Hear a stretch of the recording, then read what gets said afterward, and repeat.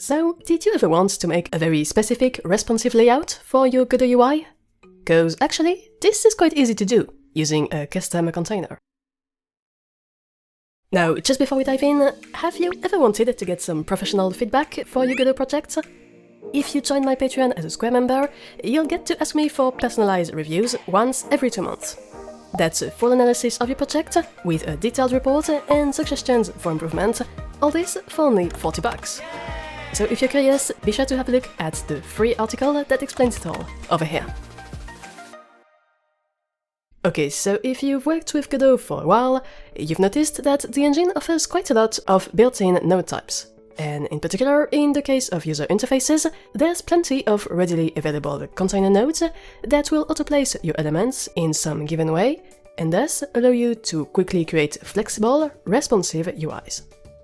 But of course, those ready-made nodes will only go so far, and the engine doesn't have all kinds of layouts built in.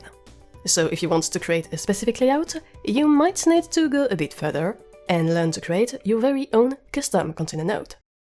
For example, say that you've got a simple UI, like this one, where you want your UI elements, so here that's the little colored circles, to be placed around the position of your container in the middle.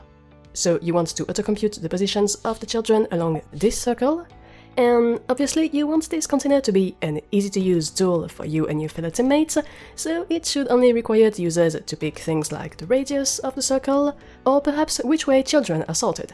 And if you add new child nodes inside this container, they should automatically push the previous ones to get enough space on the circle, like this.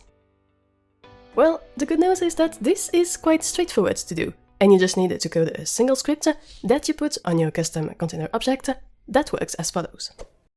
First of all, you'll want to make sure that your node has a container-derived node type, and that your script inherits from this type. Then you should probably make it a tool script.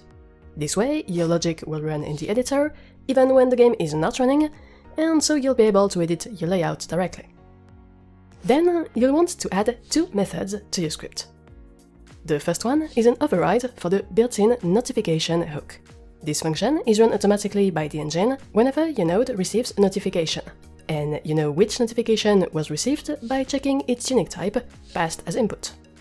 In our case, the notification we're interested in is the sort children one, that is a unique type of notification for container-derived nodes that is received when the node needs to update its child nodes. And in our case, this is the perfect place to trigger a re-update of a custom layout. The second function you need is the update layout method itself that actually handles the custom layout computation. Basically, by the end of this function, all the children of our custom container node should have the proper position and size according to our custom needs and logic. For this example, since we're doing a circle container, I've simply computed the angular step that matches our current number of children, so this is the angle we need to put between each node on a circle so that they're evenly spaced. And then this allows me for each child in my sub-hierarchy to get its angle on the circle, optionally reversed if we're going counterclockwise. And I can define my radius property that tells me how far from the center point the children should be.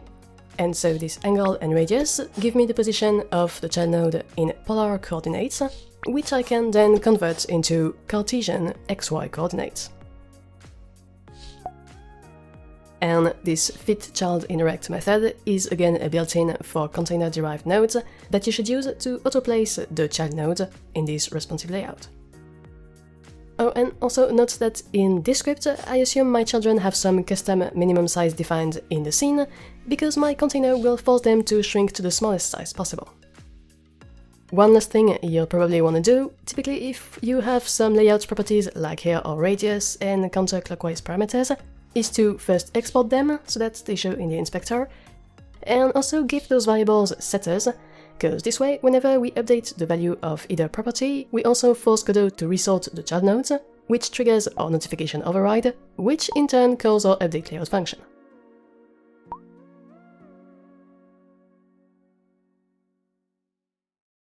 But in any case, there you go. You now know how to create a custom UI container to easily create specific layouts in your Godot interfaces. I really hope you liked this quick tip. Don't hesitate to react in the comments and subscribe to the channel to get more videos.